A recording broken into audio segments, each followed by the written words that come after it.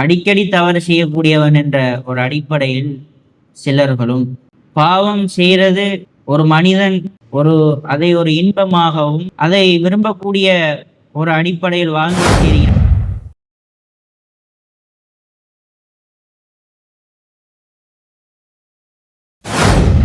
இப்ப உதாரணத்துக்கு அந்த கூட்டத்தை அழிக்கிறதாக இருந்தால் அங்க இருக்கக்கூடிய நல்லவர்களும் நபிமார்களும் வெளியாகிறோம். நல்லாட தண்டனை வந்துச்சுன்னு சொன்னா எல்லாரையும் பாதிக்கும். அதை சுற்றி முன்கூட்டியே எல்லாம் ஒத்துழ அறிவிப்பான். நல்லவர்கள் வெளியாகுங்க, நபிமார்கள் வெளியாகுங்க அப்படின்னு நல்லா ஒத்துழ அறிவிப்பான். அப்ப அப்படி அறிவிக்கும் போது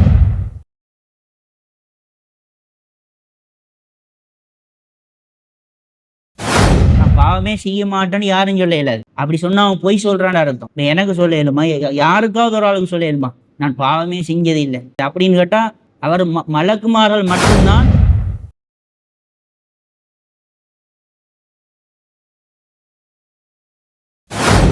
சின்ன பாவங்களுக்கு.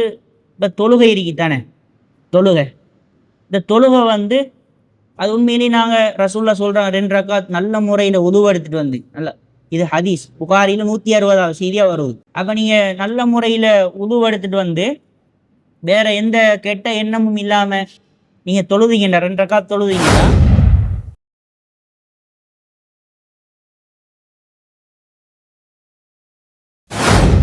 நம்ம பாவத்தை செஞ்சு போட்டு சும்மா ஏதோ ஒரு ஹாயும் போட தோது வாக்கில் உலகத்தில் வாழ்கிறாங்க பார்த்தீங்கன்னு.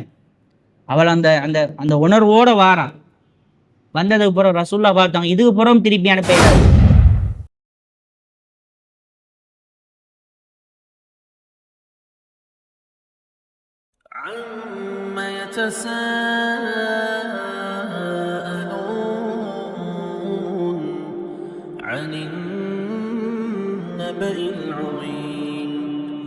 الذي هم فيه مختلفون كلا سيعلمون ثم كلا سيعلمون. السلام عليكم ورحمة الله وبركاته. الحمد لله الصلاة والسلام على نبي بعد ما بعد. அன்பிகினிய இஸ்லாமிய சகோதரர்கள்,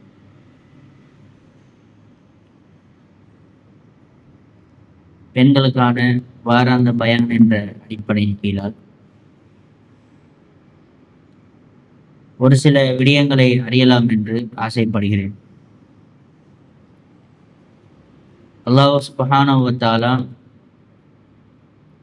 இந்த உலகத்தை படைத்து அதிலும் மட்டிட முடியாத அளவுக்கு உயிர் ஜீவராசிகளை படைத்து, குறிப்பாக இந்த மனிதனை ஒரு சிறந்த படைப்பென்று அவருடைய திருக்குர்ஆனிலே அல்லாஹ் தஆலா குறிப்பிட்டு காட்டுகிறார். மனிதன் என்று சொன்னாலே மறதிக்கும் தவறுக்கும் தப்புக்கும் பின்னி பிசைக்கப்பட்டவனாகத்தான் இந்த உலகத்திலே அல்லாஹ் தஆலா படைத்திருக்கின்றான். மனிதன் என்று சொன்னாலே தவறு செய்யக்கூடியவனாகவும், மனிதன் என்றாலே அடிக்கடி தவறு செய்யக்கூடியவன் என்ற ஒரு அடிப்படையில் சிலர்கள் அல்லாஹ்வுக்கு பயந்து ஒரு சில தவறுகளை விட்டும் பயந்து வாழக்கூடிய காட்சியெல்லாம் நாங்கள் பார்த்து கொண்டிருக்கின்றோம். நீங்க பார்த்தீங்கன்னு சொன்னீங்கன்னா, பாவம் செய்கிறது ஒரு மனிதன் இன்றைக்கு அதை ஒரு இன்பமாகவும் அதை விரும்பக்கூடிய ஒரு அடிப்படையில் வாழ்ந்து கொண்டிருக்கிற காட்சியை நம்ம பார்க்குறோம். உண்மையிலே நாங்கள் அல்லாஹ்விடத்தில் அதிகமாக நெருக்கத்தை கொண்டு வரக்கூடிய, அல்லாஹ்வின்பால் நாங்கள் அதிகமாக நெருங்குவோமாக இருந்தால் நிச்சயமாக அல்லாஹ் தஆலா பல வழிகளை நம்மளுக்கு காட்ட இருக்கின்றான். இந்த உலகத்தில் தவறுக்கு நான் தவறு செய்ய மாட்டேன் என்று யாராலும் சொல்ல முடியாது. உலகத்தில் எல்லாரும் தவறு செய்யக்கூடியவனாகத்தான் அல்லாஹ் தஆலா படைத்திருக்கின்றார். படைத்த பொழுதும் அல்லாஹ் தஆலா மிகப்பெரிய ஒரு கேடயமாக, மிகப்பெரிய ஒரு ஒரு மாற்றத்துக்குரிய வழியாகத்தான் அல்லாஹ் தாலா அந்த பாவ மன்னிப்பு என்கிற ஒன்றை அல்லாஹ் தாலா தந்து இருக்கிறான். நீங்க பார்த்தீங்கன்னு சொன்னீங்கன்னா, ஆதம் அலைஹிஸ்ஸலாத்தை அல்லாஹ் தாலா படைத்தான். ஆதம் அலைஹிஸ்ஸலாத்தை எப்படி படைத்தான் என்று சொன்னால், தனது இரு கரத்தால் அல்லாஹ் தாலா படைத்தான். அது எங்க வச்சு படைச்சான்னு சொன்னா, வானத்துல விண்ணுலகத்துல வச்சு படைச்சான். விண்ணுலகத்துல வச்சு படைச்சு போட்டு என்ன பண்றான்னு கேட்டா, ஆதம் அலைஹிஸ்ஸலாத்த அப்படியோ அவருடைய விலா எலும்புல இருந்து ஹவ்வா அலைஹிஸ்ஸலாத்த படைக்கிறான். ஆதம் அலைஹிஸ்ஸலாத்த படைச்ச மாதிரி ஹவ்வா அலைஹிஸ்ஸலாத்த படைக்கல. ஆதம் அலைஹிஸ்ஸலாத்த படைச்சு போட்டு ஆதம் அலைஹிஸ்ஸலாத்துடைய விலா எலும்புல இருந்து தான் அல்லாஹ் தஆலா ஹவ்வா அலைஹிஸ்ஸலாத்தை மனைவியை படைத்தான். படைச்சு போட்டு ஆதம் அலைஹிஸ்ஸலாத்துக்கு அல்லாஹ் குர்ஆன்ல எப்படி சொல்றான்னா, வஅல்லம ஆதம அஸ்மா குல்லஹா. ஆதம் அலைஹிஸ்ஸலாத்துக்கு அனைத்து விதமான பெயர்களையும் நாங்கள் கற்றுக் கொடுத்தோம் என்று அல்லாஹ் தஆலா குறிப்பிடுகிறான். அப்ப இவருடைய அறிவை பார்த்து என்ன பண்றாங்கன்னு கேட்டா, மலக்குமார்களுக்கு அல்லாஹ் தஆலா சிரமணியை கட்டளையிடுகிறான். சிரமணி எதுன்னு சொன்னா, நம்ம சஜதாவில் உளுந்து சிரமணிற மாதிரி ஒன்றும் கிடையாது. அது அல்லாஹ்வுக்கு மட்டும்தான். நல்லா விளங்கிக் கொள்ளணும். அது ஒரு மரியாதைக்குரிய ஒரு அடிப்படையில் ஒரு தலையை குனிகிறது என்ற ஒரு அம்சமே தவிர, சஜதாவில் உளுந்து சிரமணிற ஒன்றும் அது கிடையாது. அது அல்லாஹ்வுக்கு மட்டும்தான்.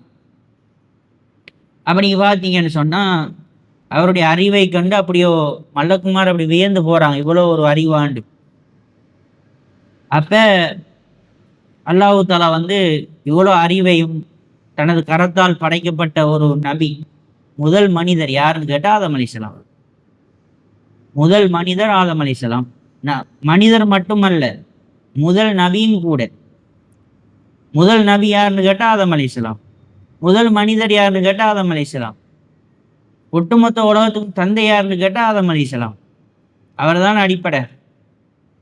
அப்ப இவ்வளோ அங்கே மலக்குமார்கள்ற அவங்க இவருடைய அறிவை கண்டு அப்படியோ வியந்து போறாங்க. இந்த அளவுக்கு பார்த்துட்டு இருக்கிறார் அவர். இப்ப அல்லாஹ் தஆலா என்ன சொல்றான்னு கேட்டா, வகுல்னா யா ஆதம் உஸ்குன் அன்த வஸௌஜுகல் ஜன்னத. அல்லாஹ் தஆலா ஒரு கட்டளை போடுறான், என்ன தெரியுமா? நீங்க சொர்க்கத்துக்குள்ள போங்க, இந்த தோட்டத்துக்குள்ள, பசுமையான இந்த தோட்டத்துக்குள்ள போங்க. உங்களுக்கு என்ன வேணுமோ நீங்க தின்னுங்க, குடிங்க, நிம்மதியா வாழுங்க அப்படின்னு ஒரு கட்டளையை அல்லாஹ் தஆலா ஒரு சொர்க்கத்தை, ஒரு தோட்டத்தை உண்டாக்கி போட்டு அல்லாஹ் தஆலா அனுப்பிட்டான். அப்ப அவங்க என்ன பண்றாங்கன்னு கேட்டா, அல்லாஹ் ஒரு கட்டளை போடுறான். என்ன கட்டளை? வலா தக்ரபா ஹாதிஹி ஷஜரத ஃபதகூனா மினல் ஸாலிமீன். ஒரு ஒரு மரத்தை காட்டி சொல்றான், இந்த மரத்துக்கு பக்கத்துல மட்டும் போயிடாதீங்க அப்படிங்கிறான். இந்த மரத்துக்கு பக்கத்துல மட்டும் போகக்கூடாது என்பது அல்லாஹ்வுடைய கட்டளை. ஆனா நீங்க விரும்பின மாதிரி தின்னுங்க, விரும்பின மாதிரி குடிங்க, விரும்பின மாதிரி வாழுங்க. அதுவும் கூட அல்லாஹ் தஆலா மனைவியும் படைத்து, தனி ஒரு மனிதனா வாழ முடியாது அல்லவா? கூட ஒரு மனைவியின் இருந்தால் தான் ஒரு மனிதன் முழு மனிதன் ஆகுவான். அப்ப என்ன பண்றாங்கன்னு கேட்டா, அனுப்பிடுறான் அல்லாஹ் தஆலா. எங்க இருக்கிறாரு அல்லாஹ் தஆலா? எல்லாத்தையும் கொடுத்து போட்டு ஒரு மரத்துக்கு பக்கத்துல நெருங்கவானவங்கிறான். நபி கூடிய முதல் மனிதர், அல்லாஹ்ல 2 கரத்தால படைக்கப்பட்டவர். ஷைத்தான் என்ன பண்றான்னு கேட்டா, அந்த மரத்துக்கு பக்கத்துல கொண்டு போய் அவரை கொண்டு நிப்பாட்டிடுறான். அவ்வளோ ஒரு நபியாக இருந்தும் அல்லாஹ் ஒரு கட்டளை போடுறான், மரத்துக்கு பக்கத்துல போக வேணாம். ஆனா மனிதன் என்ற ஒன்றில் இருந்து யாராலும் மீண்டு வர முடியாது. அவரும் தவறு செய்கிறாரு. தவறு செஞ்ச உடனே இப்போ என்ன நடக்குது? அல்லாஹ் தஆலா சொல்லிட்டான், இதுக்கு பிறகு நீங்க இங்க இருக்கிறாரு, 2 பேரும் நீங்க 2 பேரும் வெளியே ஆகுங்க அப்படிங்கிற அல்லாஹ் தஆலா. 2 பேரும் உலகத்துக்கு வாராங்க. வந்ததுக்கு பிறகு இப்ப என்ன பண்றாங்கன்னு கேட்டா, பல நாள் அழுகுறாங்க, அல்லாஹ்விடத்தில் பாவ மன்னிப்பு கேட்குறாங்க. என்ன பாவ மன்னிப்பு தெரியுமா? காலா ரப்பனா ஸலம்னா அன்ஃபுஸனா வ இல்லம் தக்ஃபிர் லனா வ தர்ஹம்னா லனகூனன்ன மினல் காசிரீன். எல்லாம் எங்களுக்கு நாங்களே அநீதி செஞ்சிட்டோம், எங்களோட பாவத்தை நீ மன்னிக்காட்டி, எங்களுக்கு நீ அருள் புரியாட்டி நாங்கள் நஷ்டவாளிகள் என்று அவங்க என்ன செய்கிறாங்க? அல்லாஹ்விடத்துல பாவ மன்னிப்பு கேட்டாங்க. அல்லாஹ் தஆலாவும் அவருடைய பாவத்தை மன்னித்தான். இந்த வரலாறுல இருந்து என்ன சொல்ல வாரேன்னு சொன்னா, அவ்வளோ ஒரு மூஜிசாவை கண்டவர் ஆதம் அலைஹிஸ்ஸலாம். அல்லாஹ்வோட 2 கரத்தால படைக்கப்பட்டவர். மலக்குமாருக்கு அவரோட அறிவை கண்டு மலக்குமார்களே அப்படி வியப்பூற்று போன அளவுக்கு ஒரு மனிதர். அவரும் தவறு செய்தார். தவறு செஞ்சு போட்டு சும்மா இருக்கையில என்ன பண்றாரு? அல்லாஹ்விடத்துல பாவ மன்னிப்பு கேட்டு கேட்டு கேட்டு அவருடைய பாவத்தை அல்லாஹ் தஆலா மன்னித்தான். அப்ப என்ன விளக்கம்னு கேட்டா, மனிதனாகிய நாங்கள் இப்ப நீங்க பார்த்தீங்கன்னு சொன்னீங்கன்னா, இந்த உலகத்துல ஃபோனை பார்த்தாலும் பாவம், வெளியே போனாலும் பாவம், பேசினாலும் பாவம், இவ்வளோ பாவம் நிறைந்த உலகத்துல நம்ம வாழ்ந்து கொண்டிருக்கிற காரணத்தினால நாங்கள் அதிகமாக என்ன பண்ணணும்னு கேட்டால், அல்லாஹ்விடத்துல நாங்கள் பாவ மன்னிப்பு கேட்கணும். பாவ மன்னிப்பு கேட்கக்கூடிய மக்களை அல்லாஹ் விரும்புகிறான். பாவ மன்னிப்பு கேட்குற காசு கொடுத்து பாவ மன்னிப்பு கேட்கணுமா? இல்லாட்டி நீங்கள் நினைச்சிடக்கூடாது என்ன தெரியுமா? நீங்கள் பாருங்க, இஸ்லாம் எவ்வளோ ஒரு எளிய ஒரு மார்க்கம் உண்டு. பாவ மன்னிப்பு கேட்கணும்னு சொன்னால் பள்ளிகளை வந்தால் மட்டும்தான் பாவ மன்னிப்பு கேட்கணும் இல்லை. இந்த பள்ளிகளை அதுவும் தொழுகைக்கு பின்னால கேட்கணும், அப்பதான் நல்லா மன்னிப்பான், அப்படி ஒன்றும் இல்லை. நீங்க ஒரு நடு ரோட்ல நிக்கிறீங்க, ஒரு பாவத்தை செஞ்சிட்டீங்க, இல்லாட்டி ஒரு பாவத்தை பார்த்துட்டீங்க, அஸ்தக்ஃபிருல்லாஹ், எல்லாம் என்ன மன்னிச்சிடு. இல்லை நீங்க ஒரு பஸ்ல போறீங்க, ஒரு சின்ன பாவம் உங்களோட கண்ணில் பட்டு, இல்லாட்டி ஏதோ ஒரு வாயால பேசப்பட்டு அல்லாட்ட பாவ மன்னிப்பு கேளுங்க. பாவ மன்னிப்பு நீங்க நல்லா குளிச்சுட்டு நல்ல புது உடுப்பெல்லாம் உடுத்திட்டு 2 ரக்காத் தொழுதுட்டு எல்லா இடத்துல கேட்குறே மட்டும்தான் பாவ மன்னிப்புண்டு இல்லை. பாவ மன்னிப்புங்கிறது அந்தந்த டைம்ல நம்ம கேட்டு முடிச்சிடணும். ஒரு பாவத்தை செஞ்சுட்டு போறோம், என்ன உத்தரவாதம் நாங்கள் உயிரோட இருக்க மாட்டோம். சில பேர் நினைச்சிட்டு நான் பாவ மன்னிப்பு கேட்குறேன்னு சொன்னா புது உடுப்பு உடுத்தி குளிச்சு கிழிச்சு எல்லாம் பள்ளிக்குள்ளேருந்து கேட்கணும் அப்படின்னு நினைச்சிட்டு. அப்படியெல்லாம் ஒன்றும் இல்லை. உங்களோட வீட்டில் 2 ரக்காத் தொழுதுட்டு அல்லாட்ட பாவ மன்னிப்பு கேளுங்க, அல்லாஹ் தஆலா மன்னிப்பேன். பாவ மன்னிப்பு தான் மனுஷனை, அதாவது அழுக்கு இருந்தா ஏதாவது நம்ம ஒன்று விரும்புவோமா?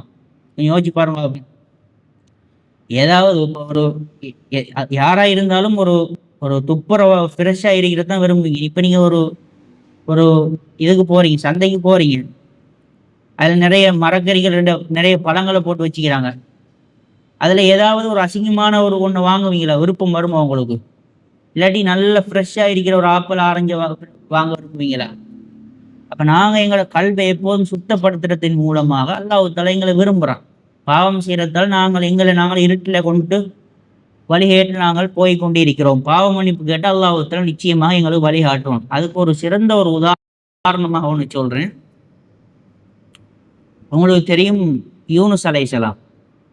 யூனுஸ் அலைஹிஸ்ஸலாத்துடைய வரலாறு குர்ஆன்ல இருக்குது, படிச்சு பாருங்க. இவர் ஒரு கூட்டத்துக்கு அல்லாஹ் தஆலா அனுப்புறான், நபியாக அனுப்புறான். எவ்வளோ மக்கள் கேட்டா மியத்த அல்ஃபுங்கிறான்.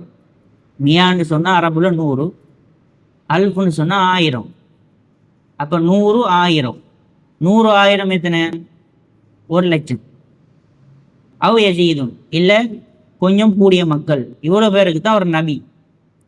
ரசூலுல்லாஹ் தான் ஒட்டுமொத்த இதுவரைக்கும். இப்போ பார்த்தீங்கன்னா எத்தனை கோடி மக்கள் உலகத்தை வாழ்றாங்க. இதுக்கெல்லாம் யார் தூதர் கேட்டால் நபிகளார் தான். ஆனால் இந்த யூனுஸ் அலைஹிஸ்ஸலாம் 1,00,000 மக்கள் இல்லாத கூடிய மக்களுக்கு தான் நபியாக அனுப்பப்படுறாரு. அனுப்பப்பட்டு என்ன பண்ணுறாருன்னு கேட்டால் மக்களுக்கு பிரச்சாரம் பண்ணுறாரு. அடே பாவம் செய்யாதீங்கடா, நன்மை செய்யுங்கடா, உங்களோட மார்க்கத்தின் பால் உங்களோட வாழ்க்கையை அமைச்சு கொள்ளுங்கடா அப்படின்னு சொன்ன உடனேயோ இந்த கூட்டம் எடுத்துக்கொள்றாங்க. இல்லை, இவன் மறுக்கிறாங்க, அல்லாஹ்வை மறுக்கிறாங்க. இப்போ இவர் என்ன பண்ணுறாருன்னு கேட்டால் அந்த கூட்டத்துக்கு எதிராக அல்லாஹ் இடத்துல அழிக்கணும், இந்த கூட்டம் இனி ஏற்றுக்கொள்ள மாட்டாங்க, அந்த மாதிரி ஒரு முடிவுக்கு வராரு. இப்போ உதாரணத்துக்கு அந்த கூட்டத்தை அழிக்கிறதாக இருந்தால் அங்கே இருக்கக்கூடிய நல்லவர்களும் நபிமார்களும் வெளியே ஆகிடணும். அல்லாஹ்வோட தண்டனை வந்துச்சுன்னு சொன்னால் எல்லாரையும் பாதிக்கும். அதை சுற்றி முன்கூட்டியே அல்லாஹ் தஆலா அறிவிப்பான், நல்லவர்கள் வெளியாகுங்க, நபிமார்கள் வெளியாகுங்க அப்படின்னு அல்லாஹ் தஆலா அறிவிப்பான். அப்போ அப்படி அறிவிக்கும் போது இவர் போறாரு, போயிட்டு பார்க்குறாரு. எந்த கூட்டத்தை அழிக்கும்படி சொன்னாரோ அந்த கூட்டம் நிம்மதியா சந்தோஷமா வாழ்றாங்க. வாழ்ந்த உடனே இவருக்கு என்னடா இது, இந்த கூட்டத்தை எல்லாம் அழிச்சு போட்டிப்பான்னு பார்த்தா அந்த கூட்டம் நல்லா வாழ்றாங்களே, என்ன நடந்துச்சு இது? அப்படியா? இப்போ இவருக்கு சரியான கோபம் வருது. அல்லாஹ் குர்ஆன்ல சொல்லி காட்டுறான், வதன்னூனி இஸ்ஹப முகாலிபன். இந்த மீனுடையவர், அது ஏன் மீனுடையவர் என்பதை உங்களுக்கு பின்னுக்கு வழங்கும். யூனுஸ் அலைஹிஸ்ஸலாம் சொன்னாலே மீனுடையவர் அப்படிதான் சொல்லுவாங்க. அந்த மீனுக்கும் இவருக்கும் ஒரு வரலாறு இருக்குது. அது பின்னுக்கு அல்லாஹ் தஆலா அது தெளிவாக அழகா சொல்லுவான். இவர் என்ன பண்றாருன்னு கேட்டால் கோவிச்சிட்டு போறாரு. நீங்க யோசிக்கலாம், இன்னும் ஒரு நபி கோவிச்சிட்டு போறாரு? அல்லாஹ் குர்ஆன்ல சொல்றான், முகாலிபன்னு சொன்னா கோவிச்சிட்டு போறாரு. அது எப்படி கோவிச்சிட்டு போறாரு தெரியுமா? ஃபதன்ன அல்ல நக்திர் அலைஹி, அவர் மீது நாங்கள் சக்தி பெற மாட்டோம் என்று நினைச்சுக்கிட்டு அவர் கோவிச்சுக்கிட்டு போறாரு அப்படின்னு அல்லாஹ் தஆலா சொல்றான். ஏன் இந்த கூட்டத்தை அல்லாஹ் தஆலா அழிக்கல தெரியுமா? அல்லாஹ் குர்ஆன்ல சொல்றான், ஃபலவுலா கானத் கரியத்துன் ஆமனத் ஃபனஃபா ஈமானு இல்லா கௌம யூனுஸ். அந்த கூட்டம் அப்படியே திருந்திட்டாங்க. அல்லாஹ்வுடைய வேதனை வாரதுக்கு முன்னாலே, ஆமா நம்ம செய்யறது தப்பு தான், நம்ம செய்யறது நம்ம கரெக்டான வழியில இல்லை, நம்ம தவறான வழியில இருக்கிறோம், அதை உணர்ந்து கொண்டாங்க. உணர்ந்து கொண்டு திருந்தின உடனேயோ அந்த கூட்டத்தை எல்லாம் அழிப்பானா இல்லை மன்னிப்பானா? ஒரு நபி அழிக்க சொன்னார் என்பதற்காக வேண்டி அந்த கூட்டம் திருந்தின பொழுது அல்லாஹ் தஆலா அழிக்க மாட்டான். நபி இல்லை, நபிக்கு மேலே யாரும் துவா கேட்டாவோ இல்லை எதிராக பிரார்த்தனை செஞ்சாவோ ஒரு அந்த கூட்டம் நாங்கள் திருந்திட்டோம், அல்லாஹ்வின்பால் நாங்கள் சிரம் அணிஞ்சிட்டோம் ஒரு கூட்டம் வந்துச்சுன்னு சொன்னால் அல்லாஹ் தஆலா அழிக்க மாட்டான். அதைத்தான் அல்லாஹ் தஆலா விரும்புகிறான். அதைத்தான் நான் சொல்கிறேன். பாவ மன்னிப்பு கேட்கறது அல்லாஹ் விரும்புகிறான், அவன் பால் மீள்றது அல்லாஹ் விரும்புகிறான். அதைத்தான் சொல்கிறேன். அப்போ கடைசி நேரம் ஈமான் கொண்ட உடனே அல்லாஹ் பார்த்தான், இவங்க எல்லாம் திருந்திட்டாங்க, என் பக்கம் வந்துட்டாங்க, தண்டனை இல்லாமல் ஆகி போட்டான். ஆனால் இவர் என்ன பண்ணுறாரு தெரியுமா? இவர் யூனுஸ் அலைஹிஸ்ஸலாம் கோவிச்சிட்டு போகிறாரு. கோவிச்சிட்டு எங்கே போக இயலும்? இப்போ நான் அல்லாஹ் மேலே கோவிச்சிட்டு புத்தளம் போனாலும் புத்தளம் அல்லாஹ் படைச்ச உலகம் தான். ஜப்பானுக்கு போனாலும் ஜப்பான் அல்லாஹ் படைச்ச உலகம் தான். எங்கே போனாலும் என்னன்னு கேட்டால் எல்லாம் அல்லாஹ் படைச்ச உலகம் தான். அப்போ என்ன பண்ணுறாங்கன்னு கேட்டால், இப்போ இவருக்கு ஒரு சரியான ஒரு பாடம் ஒன்று காட்டணுமா இல்லையா? இப்போ அதுக்காக வேண்டிய அல்லாஹ் தஆலா என்ன பண்ணுறான்னு கேட்டால், இவர் ஒரு கடலை தாண்டி போகணும். இப்போ கடலை தாண்டி போகணும்னு சொன்னால், இப்போ அந்த கப்பலில் உதாரணத்துக்கு சொல்கிறதா இருந்தால், ஒரு கப்பலில் 100 பேர் தான் பயணிக்கலாம் அப்படின்னு இருந்துச்சுன்னு சொன்னால், 101வது பேர் ஏறினா ஒரு ஆள் கூட அப்படின்னு சொன்னால் அந்த கப்பல் என்ன பண்ணும் கேட்டால் ஆடும். சரியாக ஒரு நேர் ரோடில் பயணிக்க முடியாது. அப்போ இவர் என்ன பண்ணுறான்னு கேட்டால், நிரப்பப்பட்ட ஒரு கப்பலில் போய் ஏறுறாரு.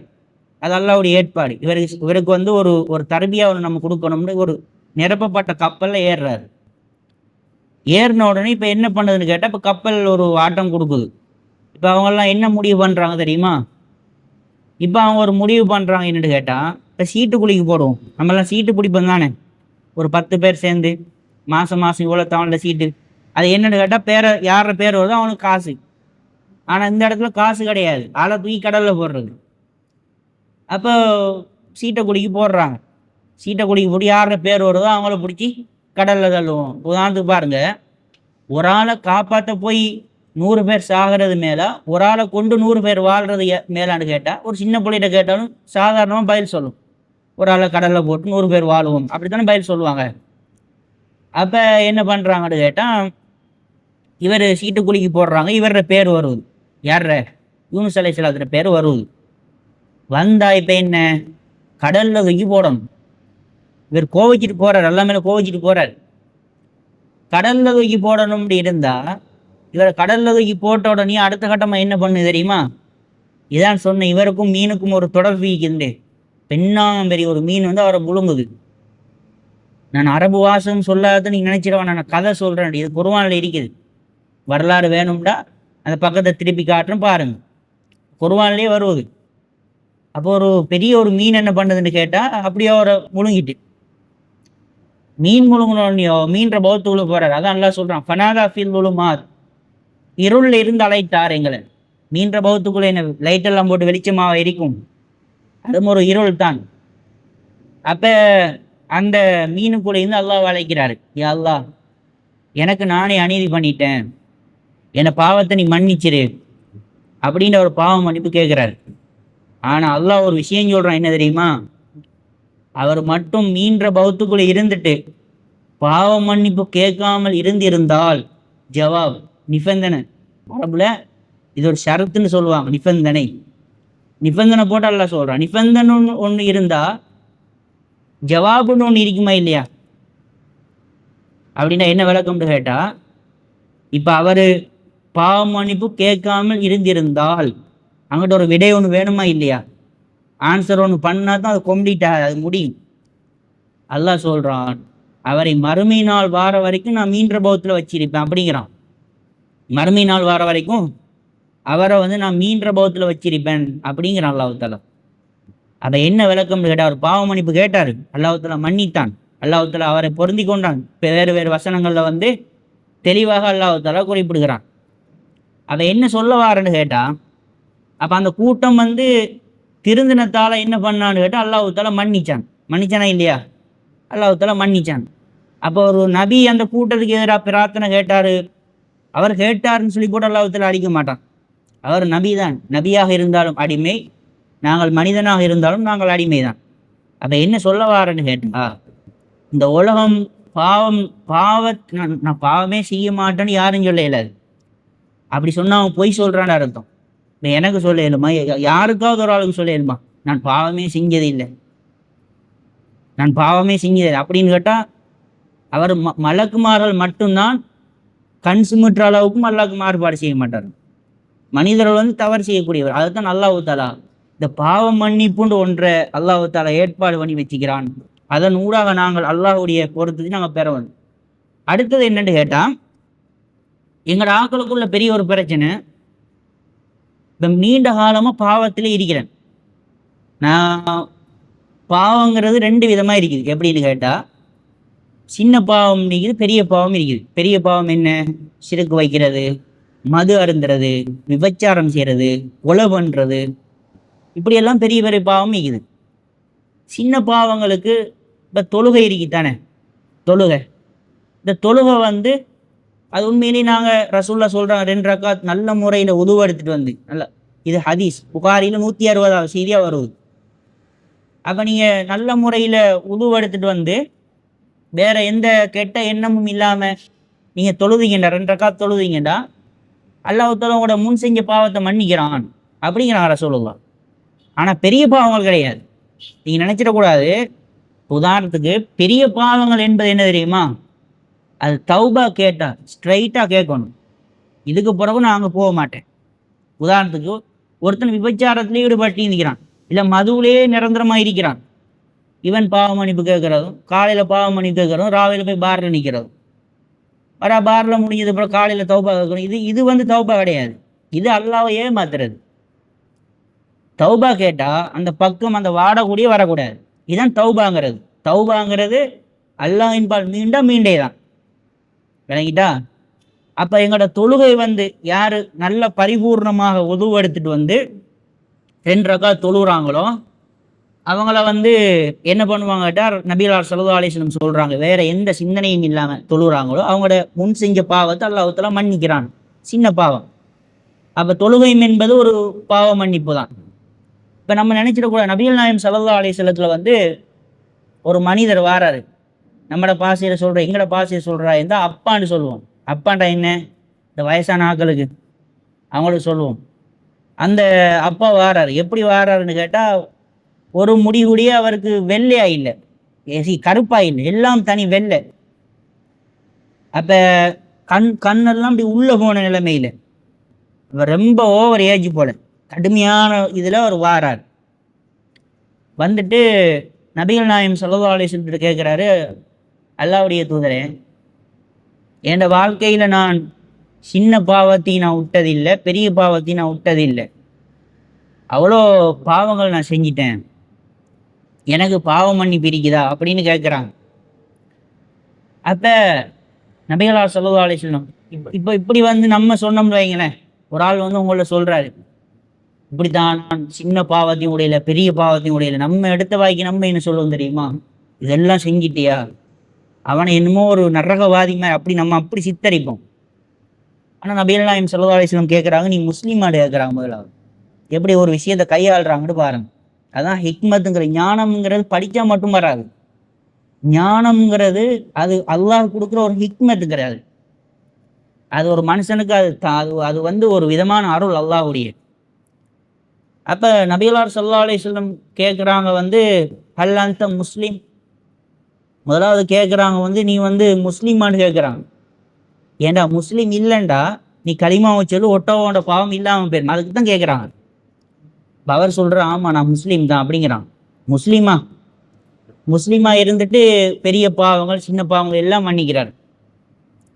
அப்போ நபிகள் நாயகம் ஸல்லல்லாஹு அலைஹி வஸல்லம் சொல்கிறாங்க, இதுக்கு பிறகு அது எப்படிப்பட்ட நிலைமையில வராரு, முடியெல்லாம் பழுத்து வயதான அப்பாட நிலைமையில வராரு. அப்படி வந்த ஆளுக்கு ரசூலுல்லாஹ் என்ன தீர்ப்பு கொடுக்குறாங்க தெரியுமா? இதுக்கு பிறகு பாவம் செய்யாத, ஒன்று அல்லாஹ்வுத்தாலா நரகத்தில் போடுவான், நீ நரகவாதின்னு சொல்லல. அவர் சொல்றாரு, இதுக்கு பிறகு பாவம் செய்யாத, நல்ல அமல் செய், அல்லாஹ் நாடினால் உன்னை மன்னிக்க கூடும் அப்படிங்கிறான். அல்லாஹ் நாடினால் உன்னை மன்னிக்க கூடும் அப்படின்னு சொல்லிட்டு அனுப்புறாங்க. அப்போ அந்த மனுஷர் அப்படி போறாரு. ரசூலுல்லாஹ் ஹதீஸ்ல எப்படி முடிக்கிறாங்கன்னு கேட்டா, என்ற பார்வை எட்டுகின்ற வரைக்கும் அவர் அல்லாஹ் அக்பர் என்று சொல்லிக்கொண்டே போய் கொண்டிருந்தார் அப்படிங்கிறான். அப்போ அந்த மனுஷனை நீ ஓவர் ஏஜ், இன்றைக்கு நாளைக்கு இருக்கிற அப்பா மாதிரி இருக்கிறா அப்படின்னு பார்த்து ரசூலுல்லாஹ் தீர்ப்பு வழங்க எப்படின்னு கேட்டால், நீ இதுக்கு பிறகு நல்ல அமல் செய், அல்லாஹ் நாடினால் ஒன்று மன்னிக்க கூடும் என்று சொல்லி அனுப்புகிறாங்க. அப்போ மன்னிப்பு என்பது, நான் 60 வயசு இருக்கிறேன் என்ன மன்னிப்பானா, அதுக்குண்டு 60 வயசு வரைக்கும் காவாலி போல வாழ்ந்துட்டு இந்த மாதிரி வரும்னு நினச்சிடக்கூடாது. அதுக்கு தான் எல்லாம் மௌத்த கூடிய மறைச்சி வச்சுக்கிறாங்க. உங்களுக்கு விளங்குத ஹிக்மத்து. நம்ம சாதாரணமாக ஒருத்தனுக்கு 60 வயசுலாம் இல்லை, ஒருத்தனுக்கு 50 வயசில் மௌத்து வரப்போன்னு வைங்க, முன்கூட்டியே அவனுக்கு தெரியும். அப்படி தெரிஞ்சிருந்தா 49 வருஷம் எல்லா கூத்தும் பண்ணுவான், எல்லா கூத்தையும் பண்ணி போட்டு கடைசி ஒரு வருஷம் பள்ளிக்குள்ள ஏத்திக்கா போய்ந்துடுவான். பள்ளிக்குள்ள வந்து ஏத்திக்கா வைக்கிறது என்ன, குர்ஆன் ஓதுற என்ன, சதக்கா கொடுக்குறது, இது நடிப்பு தானே. அதுதான் நல்லா நேச்சுரலாக வச்சுக்கிறேன், எப்போ வேணாலும் அலட்ட ரெடி ஆகிக்கணும், அப்படி தானே. நம்ம நினச்சிட மூத்துங்கிறது 60 வயசில் வரும், 50ல் வரும், 55ல் வரும், அப்படியெல்லாம் இல்லை. 20லேயும் வரும், 30லேயும் வரும், 40லேயும் வரும், 50லேயும் வரும், 60லேயும் வரும், 70லேயும் 100 வருஷத்துக்கும் வாழ்றவன் இருக்கிறான். அது சொல்ல முடியாது. அப்போ நாங்கள் என்ன பண்ணணும்னு கேட்டால், பாவம் பண்ணி பொண்ணு தான் நாங்கள் என்ன செய்யணும். இதை சொல்கிறேன்னு கேட்டால், பாவம் இருந்தால் நாங்கள் அழுக்கூடியவர்கள். இப்போ உதாரணத்துக்கு எதையும் நீங்கள் அழுக்காய்க்கிறத விரும்புவீங்களா? உங்களோட வீடு அழுக்காய்க்கு நீங்கள் விரும்புவீங்களா? இல்லை உங்களோட ட்ரெஸ் வந்து அழுக்காய்க்கு விரும்புவீங்களா? இல்லை உங்களோட ஏதாவது ஒன்று அழுக்காய்க்கு யாரை விரும்புவோமா? விரும்ப மாட்டோம். அப்போ எல்லாத்துலேயும் சுத்தம் பார்க்குற நாங்கள், எங்களோட கல்பும் எங்களோட அல்லாஹுக்கும் நாங்களும் எங்களுக்கும் இருக்கிற தொடர்பு வந்து மிக சுத்தமாக இருக்கணும். அப்போ நீங்கள் பார்த்தீங்கன்னா ஒரு பெண்மணியோட வரலாறு சொல்கிறேன். பெண்கள்லாம் இருக்கிறதால பெண்மணி ஒரு வரலாறுன்னு சொல்கிறேன். ஜுஹைனா கோத்திரத்து ஒரு பெண்மணி, இதை வந்து பனு இஸ்ரவேல் காலத்தில் வாழ்கிறாங்க பெண்மணி. அவள் என்ன பண்ணுறான்னு கேட்டால், அவளை தொழிலே என்னன்னு கேட்டால் விபச்சாரம் பண்ணுறது. தொழில் என்ன? விபச்சாரம் பண்ணுறது. உங்களுக்கு கேட்க ஒரு மாதிரியாக இருக்கலாம், ஆனால் ஃபினிஷிங்கை பார்த்தீங்கன்னு சொன்னீங்கன்னா அவளோட ஈமான் எந்த அளவுக்குன்னு உங்களுக்கு விளக்கும். அப்போ என்ன பண்ணுறான்னு கேட்டால், இல்லை அதுக்கு முன்னால் ஒரு வரலாறு உனக்கு என்னென்னு கேட்டால், ஒரு விபச்சாரி வந்து என்ன பண்ணுறான்னு கேட்டால், ஒரு இடமா வந்து கொண்டிருக்கிற நேரத்தில் வந்து இவட ஒரு நாய் ஒன்று என்ன பண்ணுதுன்னு கேட்டால், ஒரு நாக்கை தொங்க போட்டுக்கிட்டு, இந்த நாய்க்கு தண்ணி ஊற்றி நம்ம ஹதீஸ் கேட்குறோம் தானே. நாய்க்கு வந்து அவள் எப்படி தண்ணி கொடுத்தா என்பது அழகாக சொல்லுவாங்க ரசூலுல்லாஹ்.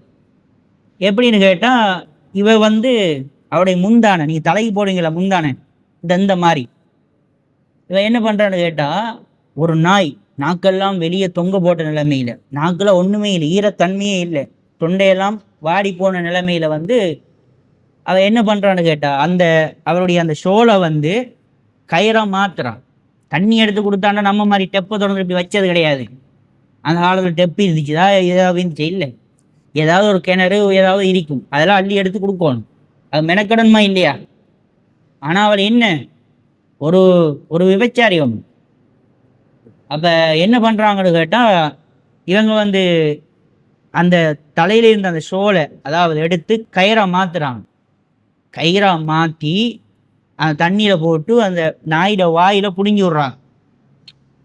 நாய் தான், 1000 மைல் நாய் தான், ஆனால் தாகம்ல, தாகம் உணர்ச்சிங்கிறது எல்லாருக்கும் தானே.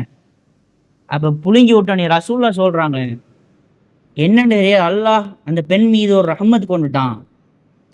திடீர்னு அல்லாஹ் ஒரு இறக்கம் ஒன்று வந்துட்டு, இறக்கம் வந்த உடனேயோ இப்போ என்ன பண்ணுறாங்கன்னு கேட்டால், இப்போ வந்து அல்லாஹ் தஆலாவோட எல்லா பாவத்தையும் மன்னிச்சு சொர்க்கம் அனுப்புனான். ஒரு விபச்சாரி தான், ஆனால் ஒரு சில நேரங்கள் அல்லாஹ்வுடைய இறக்கத்தை தரும் அந்த சில அமல்கள். அவள் அந்த நாய்க்கு தண்ணி கொடுக்கணும்னு வந்ததால, மனுஷனுக்கும் இல்லை, நாய் நஜீஸ். நாயின்றால என்ன நஜீஸ், அந்த நஜீஸான ஒரு உயிரினத்துக்கு தாகத்தை தீர்த்தத்துக்காக வேண்டியும் அல்லாஹ் தஆலா சொர்க்கத்தை கொடுத்தான் என்று நபிகளார் ஸல்லல்லாஹு அலைஹி வஸல்லம் சொன்னாங்க.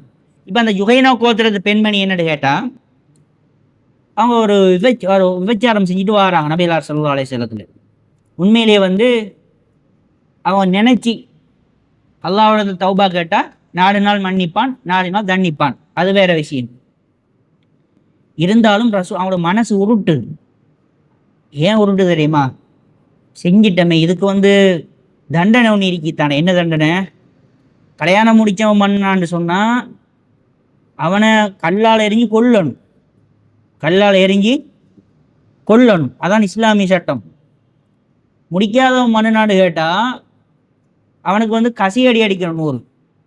அது ஒருக்க அடித்தா அவனுக்கு அடுத்தது அந்த யோசனையே வரக்கூடாது. இப்போ அடிக்கிற மாதிரி இங்கே இப்படியெல்லாம் கிடையாது. அதை அடித்த மாதிரி இருக்கணும் பசி அடி.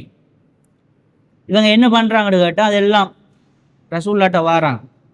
ரசூல்லாட்ட வந்த உடனேயோ அவங்க என்ன பண்ணுறாங்க, விஷயத்தை சொல்கிறாங்க. அவங்க வெட்கப்படையிலையே. உலகத்தில் வேணால் பல மாதிரி சொல்லலாம், ஆனால் மறுமையில் அல்லாஹ்விடத்துல நான் ஒரு உண்மையான பெண்ணாக இருக்கணும்னு நினச்சி போட்டு என்ன பண்ணுறாங்கன்னு கேட்டால் சொல்கிறாங்க. சொன்ன உடனே என்ன பண்ணுறாங்கன்னு கேட்டால், ரசூல்லா உடனே என்ன பண்ணையில் தண்டனையை கொடுக்கையில், நீ போய் பிள்ளையே பெற்றெடுத்துட்டு வா அப்படின்னு சொல்லி அனுப்புகிறாங்க. முதலாவது இவங்க போகிறாங்க. நம்ம தெரிஞ்ச வரலாறு தான், ஆனால் முக்கியமான ஒரு விஷயம் நீக்குது. அவங்க போகிறாங்க. இதில் என்ன தெரியுமா, பிள்ளை பெற்றெடுக்கிறண்டா எத்தனை மாதம் வேணும்? நம்ம ஒரு பொதுவாக கதை, ஒரு 10 மாதம் வேணும், ஒரு 10 மாதம். இந்த பெண் வந்து என்ன பண்ணுறான்னு கேட்டால் 10 மாதம் கழிச்சு பிள்ளையை பெற்றெடுத்துட்டு வாரான். பிள்ளையை பெற்றெடுத்துட்டு வந்த உடனேயோ இப்போ கையில் புள்ளை. 10 மாதம் கழிச்சும் ரசூல்லாட்டா அவள் வாராண்டா ஒரு 10 மாதம் அவரோட மனசில் குற்ற உணர்வு நீக்கிதா இல்லையா? 1 மாதம் 2 மாதம் 3 மாதம் போனோடனே சிலாக இருக்கிறாங்க. காலையில் பாவ மன்னிப்பு கேட்பான், ராவையில் மாறி நிற்பான், அப்படித்தானே? ஆனால் அந்த பெண்மணி 10 மாதம் அந்த மனசில் அந்த வலியை வைக்கிறாள். நான் ஒரு விபச்சாரங்கிற ஒரு கொடிய ஒரு பாவத்தை செஞ்சிட்டேன், இதுக்கு எப்படியாவது நான் வந்து தண்டனை பெறணும், அப்படி ஒரு இதில் அவள் இருக்கிறாள். ரசூல்லா இப்போ கூட என்ன பண்ணாலும் தண்டனை கொடுக்கையில் அந்த குழந்தையில சொல்கிறாங்க, பால் குடியெல்லாம் போய் பாலை கொடு, பால் குடியெல்லாம் மறந்து அந்த புள்ள தானாக தீங்கும் தெரியுமா? ஒரு ரொட்டி துண்டை கொடுத்தா கையில் வச்சு சப்பு மயிலே ஒரு சின்ன புள்ள 2-3 வயசில் அப்படியே அந்த புள்ள தானாக திங்கிற ஒரு பருவத்தில் கூட்டிகிட்டு வா அப்படிங்கிறான். இந்த பெண்மணி போகிறா, பால் குடியெல்லாம் மறந்து 2 வருஷம் கொடுக்கணும், எல்லாம் மறந்து அந்த குழந்தையில கையில் ஒரு ரொட்டி துண்டை கொடுத்துட்டு வர. ஏன்? ரசூல்லா காட்டணுமா இல்லையா?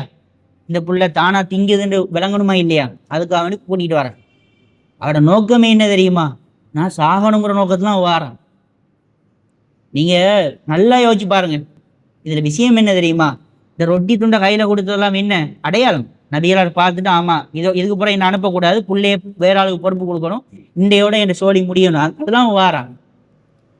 அப்போ வந்த உடனேயோ நபிகளார் ஸல்லல்லாஹு அலைஹி வஸல்லம் பார்க்குறாங்க, இது என்ன இது, இவள் இப்போ 2 வருஷம் பால் குடியெல்லாம் மறந்து கூட்டிகிட்டு வரா, திருப்பி கிட்டத்தட்ட 2.5-3 வருஷம் அந்த குற்ற உணர்வோடு இருக்கிறாள்.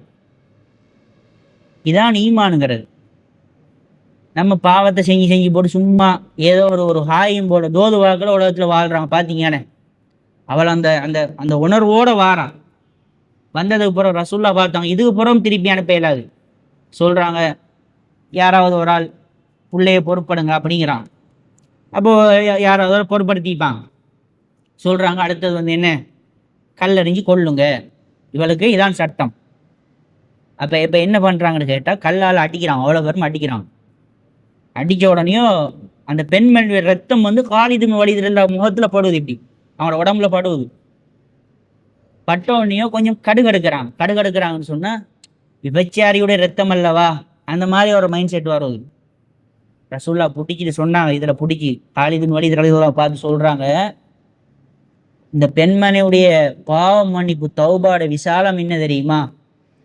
இவட தௌபாவை எடுத்து மதீனாவில் உள்ள 70 கூட்டத்துக்கு பிரித்து கொடுத்தாலும், இவட தௌபாய்க்கு தெரியுமா, இந்த பால்குடி மறக்க வச்சு அதுக்கு முன்னால் பிள்ளை பெற்றெடுத்து வந்து அவ்வளோ குற்ற உணர்வோட தாண்ட உயிரை மாய்க்கன்னு வந்தால் தெரியுமா? உயிர் போனாலும் பிரச்சனை, நாளைக்கு எழுப்பப்படும் போது உத்தமியான எழும்பணும், அல்லாஹ்விடத்தில் வந்து பரிசுத்தமான எழும்பணும். அந்த நோக்கத்துடைய தௌபாய்க்கு தெரியுமா, மதீனாவில் உள்ள 70 கூட்டத்துக்கு நாங்கள் அப்படி பிரித்து கொடுத்தாலும் அவங்களோட அதை விடவும் இந்த தௌபா விசாலமானதுங்க நாங்கள் சொல்லுவோம். அதை என்ன காரணம்? மனிதன் சொன்னால் தப்பு செய்யக்கூடியவன் தான், அப்படித்தான் அல்லாஹ் தஆலா படைச்சிருக்கிறான். ஆனால் நாங்கள் பாவ மன்னிப்பு குற்ற உணர்வோடு அல்லாஹ்விடத்தில் மீளவமாக இருந்தால் நிச்சயமாக அல்லாஹ் தஆலா மன்னிக்க இருக்கிறான். அந்த அடிப்படையில் நாங்கள் செய்த தவறுக்கு அல்லாஹ்விடத்தில் மீண்டு நல்ல முறையில் வாழ்ந்து மரணிப்பதற்கு வல்ல ரஹ்மான் எனக்கும் உங்களுக்கும் துணை புரிவானான். வாஹிரு தாவானா அல்ஹம்துலில்லாஹி ரப்பில் ஆலமீன்.